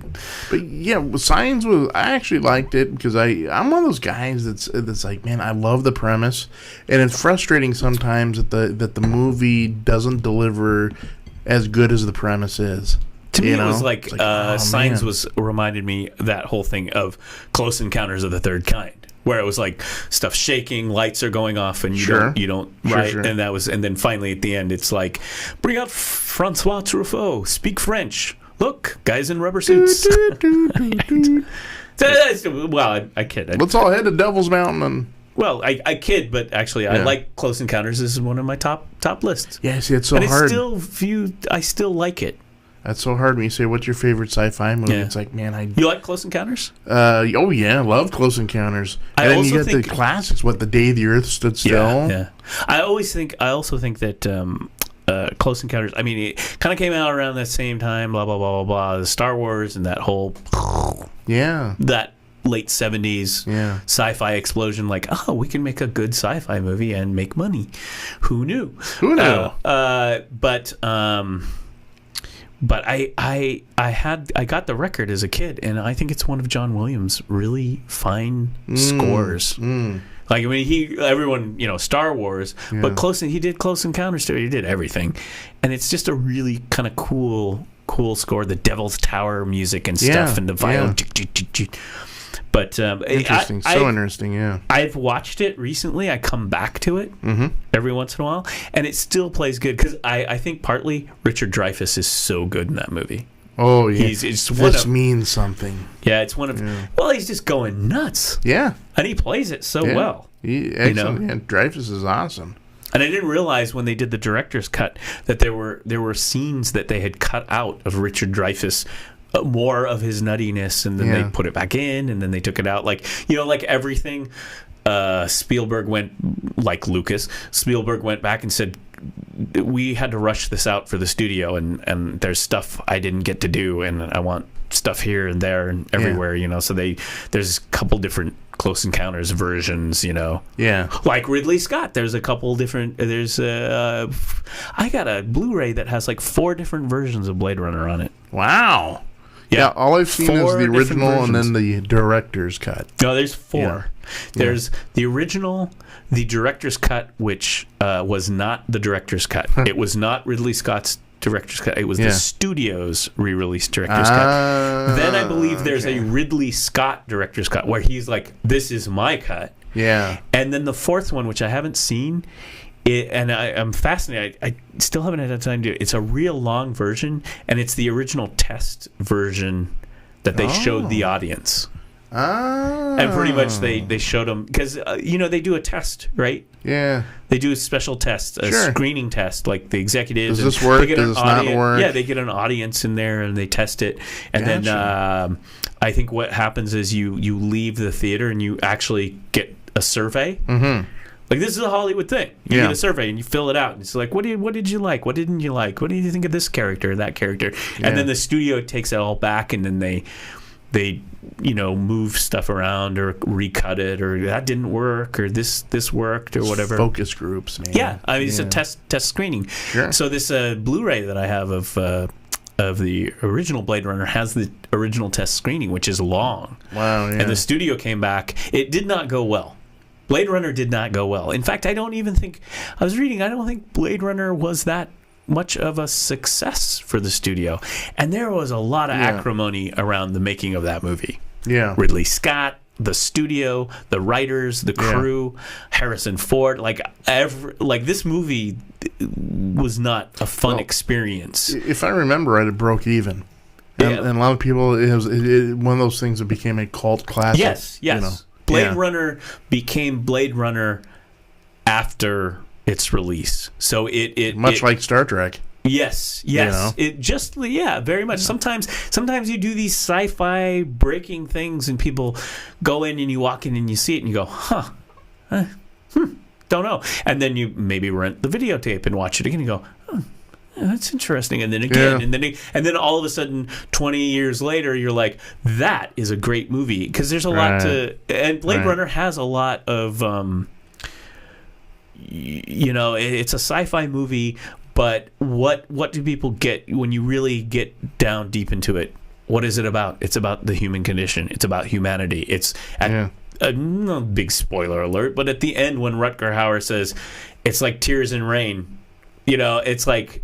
What is this? I mean, Rutger Hauer is a clone replicant dude that lives for 4 years, and he just is like, I want to live more. I've seen all these things. What do I do? Yeah. And this is, we're mortal. Humans are mortal. I mean, it's the same. You go, oh, the replicants are a metaphor for humanity. I get it now. Yeah. I know this isn't like a big reveal, but but I think once those things start to play out, and sci-fi does that really well. Yes. Because it's never really about the aliens or whatever. It's really about us. No, yeah, humans. and because it's so nuanced. Yeah. Usually when you see it, it's like, it's a pretty cool movie, Because at first you think, well, it's kind of a detective sort of sci-fi thriller. Yeah. And then it's one of those things that you watch it again a couple years later, and then you start to get the deeper meanings of it. Oh, that's what they're talking about. That's what they mean. Right. I mean, all sci-fi. And, I mean, we don't. Some of you may believe we do, but we don't have aliens to talk to, like intelligent. Speak for yourself. Exactly. Jenkins visits me every night. This is going to go down as the Jenkins episode, right? Oh, I love it. Yeah, but the flying saucers haven't landed and they haven't stepped out, and with their book to serve man. There hasn't. It's a cookbook. Oh, I love it. Yeah. Speaking of a classic, but only we would jumble the meaning of that, yes, right? That who that was? I believe, and we talked about him last week when we talked about all the James Bond stuff. Yeah, that was a young, because remember that there was the alien was really tall and he didn't talk. You know who that? That was Richard Keel. That was Jaws. Wow. A young Richard. Yeah, I believe he was that alien. Good Lord, I think you're right. Yeah.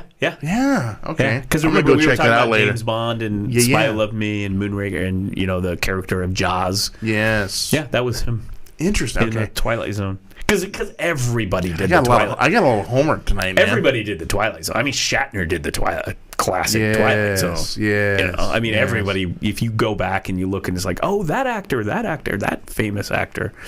But all of this stuff really is just drilling down to our own humanity. Yeah.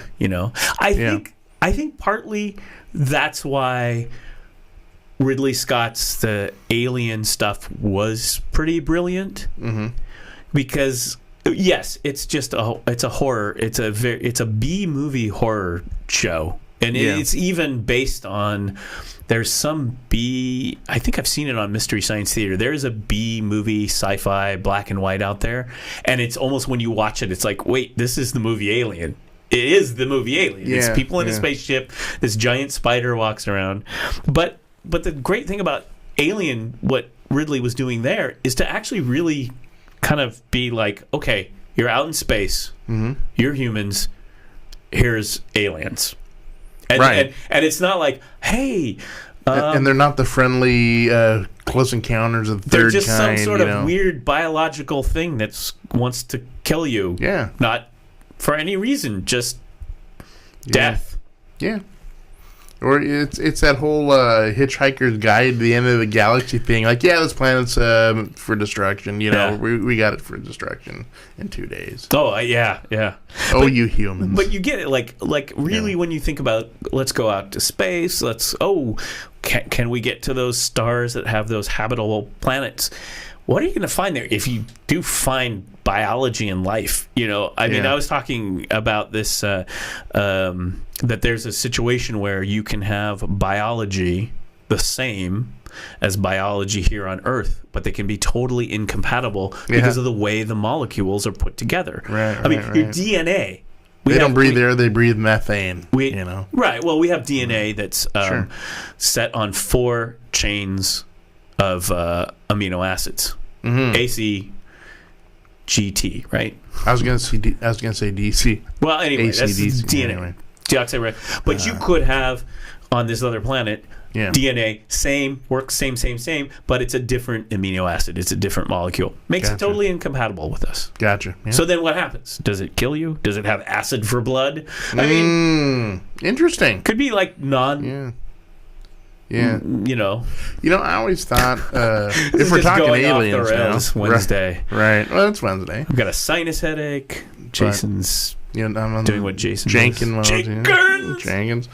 But now I always thought it would be a cool premise for a sci-fi movie is if when the aliens landed, they treated us like we treated the Native Americans. When we landed in 1560. Oh, hey, yeah, nice to see you. Yeah, great. Here, have these trinkets and beads. And they treat us like the total savages that we are. Blankets, right? Yeah, have some smallpox blankets. Yeah. Well, I mean, that's the thing, right? It's like, how do you know? Like, if you went out to a planet and you were just hanging out, I mean, it doesn't have to be life that's intelligent. It could just be a bug, And it's like, that's a nasty bug. Death by virus that your body has no idea how to deal with. That's that movie, and I'm more familiar with I've seen the original, but the remake came out when I was a kid, and so I saw it, and it scared the crap out of me. The invasion of the body snatchers. With Sutherland, Donald Sutherland, Kiefer's dad. Yes, Donald. Yeah, that's a good movie. And you know who else was in that? Spock, Leonard Nimoy. Leonard Nimoy's in that movie. Leonard Nimoy is in that movie. I tell you, it's I been a long seen time. The movie in like 15, 20 It's a good years one now. though. Yeah, I gotta watch it now. It's Crap, I got a lot of homework. Yeah, you do. You do have a lot of homework. But I mean, invasion of the body snatchers, right? Yeah. I mean, it's just like something comes out of space and it's biology, and I'm gonna go in a totally different direction now. Yeah, Time Bandits. Oh, I love Time Bandits. Well, come on, that's Terry Gilliam. Yeah, of course. I mean, yeah. In fact, I still have a rewatch of a re-digital of Brazil sitting there that I have not. Oh my gosh, what a mind bender that one is! Fantastic movie. Yeah. Or even Baron Munchausen. Yeah, I mean, you can't. Yeah, Terry Gilliam. You can't mess with Terry Gilliam. No, I mean, one of our greatest creative minds out there. Right. I mean, Brazil is the 1984 movie that you wanted. Right. Yeah. I mean, it's 1984. The dystopian sort of. It's 1984, but it's the 1984 movie. Rather than just taking the book, film the book, it's the proper way to do the movie. Just like Blade Runner is. Blade Runner is based on a novella by Philip Dick. There you go. Which I eventually read. Dick. Well, I eventually read it. It's like 100 pages. It's real short. It's a quick read. And I'm a slow reader, so there you go. But it's a quick read, and it's interesting. There's elements there. You know what I think? I wonder if they're going to do this in the new Blade Runner. You know they have the empathy test, and the opening scene of Blade Runner is real good because it's the empathy test, right? This is how we find out you're a replicant. You're not human. And you're always like, the empathy test. In the movie, you watch it, and you're okay, I get it. There's like a machine and weird stuff, and you have a pupil response, and you're just kind of going through, and you're like, okay. What do you feel? Are you human? But if you read Do Androids Dream of Electric Sheep, which is Philip K. Dick's short novella that this whole Blade Runner is based on. Yeah. You will learn about that religion, about the empathy religion. Humans have a whole religion, a new religion that it involves empathy and all sorts of cool stuff. And they get online and they follow the footsteps of their savior through he's going up a hill and people are throwing rocks and hurting him and stuff. This is the savior. And you actually take pills and go online and experience like virtual reality experiences. And this is your religion. Yeah. So, wow. Very interesting. And the character, I don't think he's called Deckard in there, but the character that is Harrison Ford that's in the book is married. It's hilarious. I mean, he's very interesting. It's one of those books that you go, it would be interesting to see them make a movie like the book. Make it actually do Android's Dream of Electric Sheep, because there's a lot more in there in the story about his marriage and keeping up with the neighbors. There's actually some hilarious moments. How about 2001? Well, Kubrick. I mean, you can't, beat that. No. Now, those are all movies like 2001 was Clockwork Orange. Written, that was like written at the time, right? So like Clark, you can read 2001, you can read 2010, and then they continued the series. but that was written in conjunction with the movie. So Arthur Clarke and Stanley Kubrick were collaborating on that story, made the movie. Arthur Clarke released it as a book. Some of the other types of sci-fi movies are then taken from the book and adapted. But we got into this about. I'm going off on a crazy tangent, but we got into this about like James Bond, like the movie Thunderball. Yeah. Was that the underwater one, right? Thunderball? I think so, yes. Yeah, that was a whole thing where they collaborated, and then Ian Fleming released the book, and then he got sued by his collaborators. Gotcha. There was this whole, like, big thing, which is how, if you go up, how there was in the 80s, late 80s, early 80s, 80s, Sean Connery, Never Say Never Again, which was Thunderball. Right. Because out of the lawsuit, people were able to redo that again. Wow. So that's exciting. Yeah. Maybe we should check in with the Chihuahua. Right. What's a Chihuahua up to? Yeah. You know how dogs have toys? And you know how some male dogs just are excitable? Yeah. Well, look up Chihuahua and Trump toy. Anyway, someone's going to get arrested over that in this day and age, 2017. Why do we even make dystopian movies anymore? We're living in it. I mean, this is we might as well be a RoboCop. Right? Oh boy, RoboCop. You know, might as well. I'm looking at the news aggregator there, and we got a graduating seniors boo Betsy DeVos at commencement in Florida. Oh, yeah. They booed her. Was she a guest speaker? She was. She was supposed to give the speaker and That's beautiful. Yeah. Folks, you're not wanted. You're not wanted here. Oh my god. Betsy DeVos in a school. Are you kidding me? This person's like dismantling the education system. Hi, and she gets booed. Imagine that. Senator becomes first to breastfeed on floor of Australia's parliament. I did see that. Yeah. Well, no, Chris Berman's wife passes away in tragic accident. Yeah, that's Berman. There's a lot of stuff we could talk about down the road here. We've got the net neutrality thing come up, and I haven't really. I've saved it, but I haven't really talked about that. But and we're getting close, and I'm really my head is like some weird place. I did look at this one though. Also, I'm developing a package from what we talked about a few days ago about the monuments. I was going to show the promo. Well, we've got something. We got something in the works for that. Yeah. We got something cool in the works about the monuments because executive order. That's like big on our list. So there's a national monument review. Yeah. This is to privatize and we mentioned this on Monday, right? Sequoia Forest, the Siskiyous out here, all kinds of places. Grand Canyon. And like I said, this affects every political spectrum. You could be a very big Trump supporter listening to Ted Nugent records, whatever. You could be a liberal, scratch fever, Portlandia, Cova coffee, whatever. Sure. But this affects us all, and we are going cacao. Jenkins, cacao. What's your safe word, Jason? Cacao or Jenkins? Right.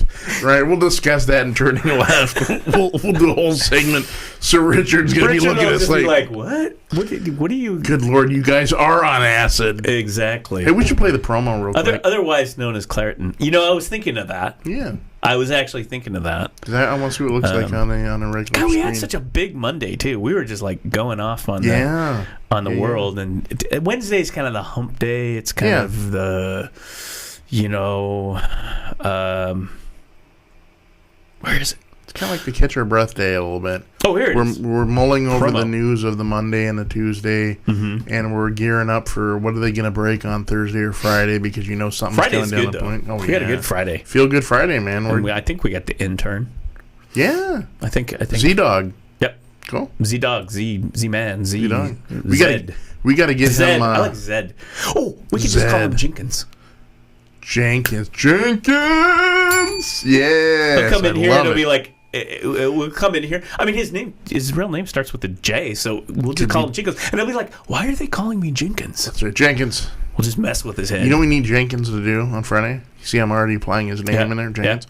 Yeah. We need him to get hot on social media, man. We need him, while we're talking, we need him all over Facebook and Twitter. Well, we're working on that, aside from the fact that I spent my day trying to breathe. And talking sports, dude. I enjoyed that rapping sports with him all day. You know, I will do a sports preview. I don't know if I saved it, but I read this.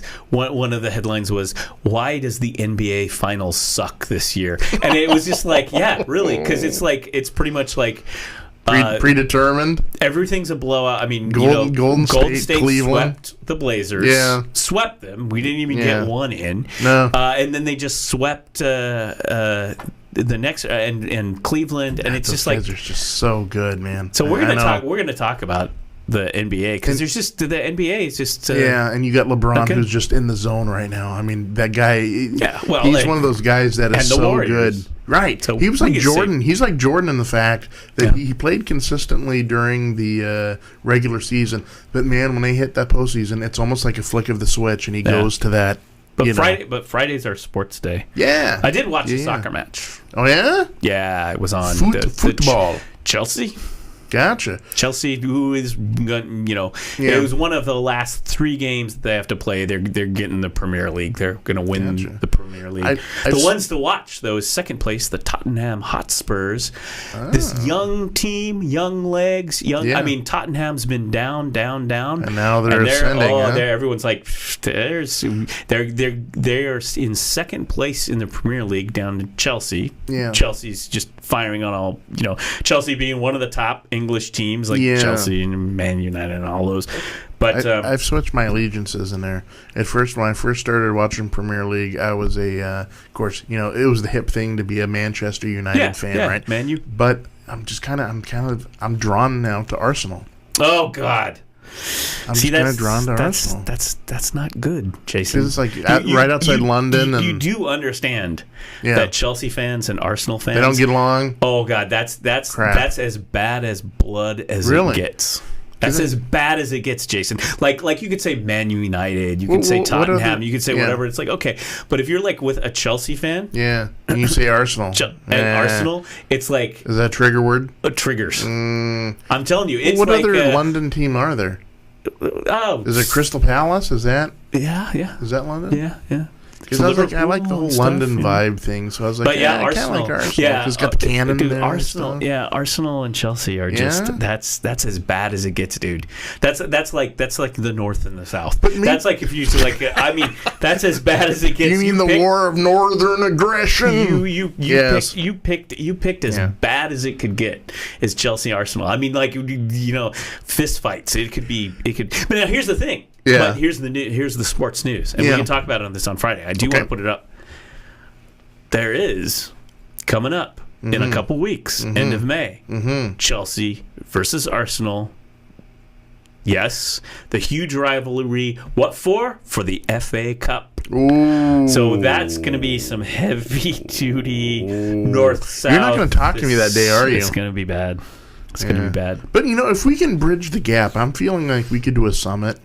And we can do some healing. No healing. I've been with our friend Betty. Yeah, who's our New York City correspondent. Well, she's the big Chelsea fan. She's the one who got me into. Sorry, Chelsea. Betty. Yeah. I bet you right now she's just like flipping me off. Well, they have a huge fan base in New York City. Gotcha. So now that she's in New York, she's hanging out with her Chelsea fans. Gotcha. She's all like Chelsea Blues. But I've been with her down to. Have you ever been to the 442 on Hawthorne? The soccer club, great place. No. Run by Mohammed from Bosnia, great place. We got to go there. The 442 is a small place. What if we did if there's a big match? What if we did like a remote? Live remote. Oh, that would be great. 442, we could do 442 is great. We'll bring Z-Dog. He's going to be our sports guy, dude.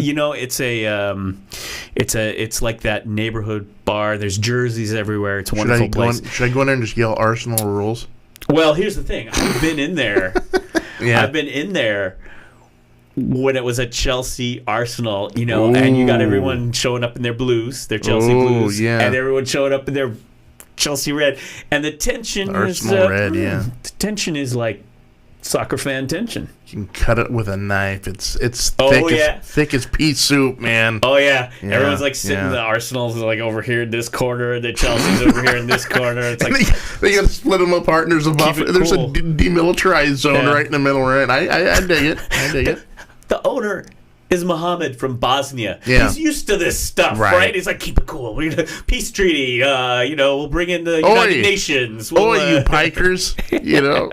I mean, yeah. Nice. No, nice, it's nice. yeah. Okay, I may have to rethink the Arsenal thing. I remember sitting there, and I think but I like, because she had like a hat and a scarf and whatever. And I think I was sitting there with Betty once, but I like the and I haven't been culture. there in quite some time. Good Yeah. beer and stuff. They're Yeah. not vegan place, but they've got good. If Yeah. you're like into the meat stuff, they're apparently real If you're good into- stuff. Real good stuff. If you're into the meat stuff. But I Yeah. remember sitting there in the corner Yeah. with her, and then here come the Arsenal with their red. Ooh, on. so And I won't could be just alone then. I could hear Betty just going, and I was like, wow, I mean, Such she's aggression. like, she's, you know Betty, her. I'm She's shocked. yeah. Yeah. Oh, he's just like, oh, here they come. I mean, it was like, whoa. She wow. packing like a switchblade. Watch out, or someone might get cut. Yeah. You know? Luckily, it's Portland, and Gotcha. not getting Cooler into heads prevailed. big soccer riots here, but boy, it's maybe like the Timbers and the Sounders, maybe. Right. Yeah, Right. yeah. Right? I can see that. Yeah. Yeah, kind of like something like that, I Sure. would say. Sure. But yeah, Or Chelsea and Arsenal, dude. Blazers Lakers. Like everyone's like Blazer Lakers, right. Or beat LA. if you want to go real classic, let's go to the hardcore. You got to go to the mountaintop. All right, the mountaintop is Green Bay and Chicago. Oh, There's hatred. I mean hatred. so this is like the Packers and the Bears. Oh yeah, Packer fans call the Yeah. call the Packers the Acme Packers because that's what was their name beforehand. Oh, wow. And of course the Packers are like This will be good for our Friday segment for sports. Is the great rivalries. Yeah, there is a Green Bay sports reporter for years.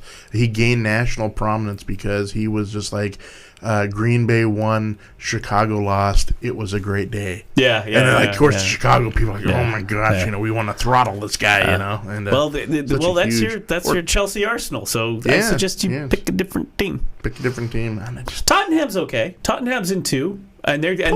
They're should I go back to Manchester United away? Yeah, you can go, man. They've Actually, got Man They've United's got a coach. Man United shirt. Man United's coach is the former coach of Chelsea. They fired him after they kind of did a Timbers. Oh. They kind of, I mean, Chelsea's won several championships and whatnot. Yeah, but and they won like all of it, and then the last season, not this season, but the last one was really bad, and so and this guy's coached Chelsea for years, Jose. Gotcha.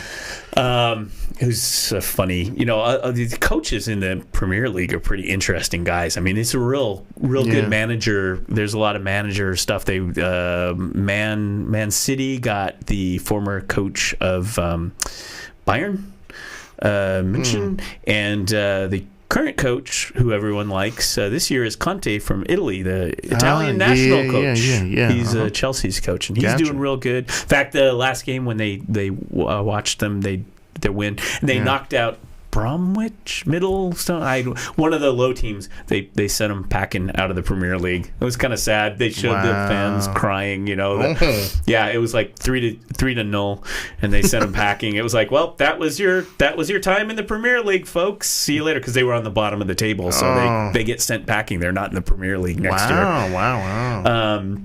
The bottom feeders. Conte, they showed Conte go out and sign autographs with the Chelsea fans there. What's it, Arsenal Stadium, right? Stamford Bridge is Chelsea's. What is it, Arsenal's? I can't remember. An Arsenal, because they each got their stadiums, right? Right, and I know it's like right outside of London. Yeah, Man United is Tavern on the on the Green. No, Trafford, Old Trafford. Gotcha. I think that is. Anyway, so that's your soccer. We're soccer. going to do sports. We're going to save it for Friday. So Right. So we'll show should we roll the promo or should we just dump out and do the promo on Friday? We could dump out and then roll the promo. What should we do? Or should we just save it for Friday? Make everybody excited. Ooh, pump it for Friday. What do you think? Or we could play it during Turning Left. Oh, there you go. You know. I like that idea. Yeah. I like that idea. At the bottom of the hour, we can hit it real quick. Yeah, let's do it. Let's do that.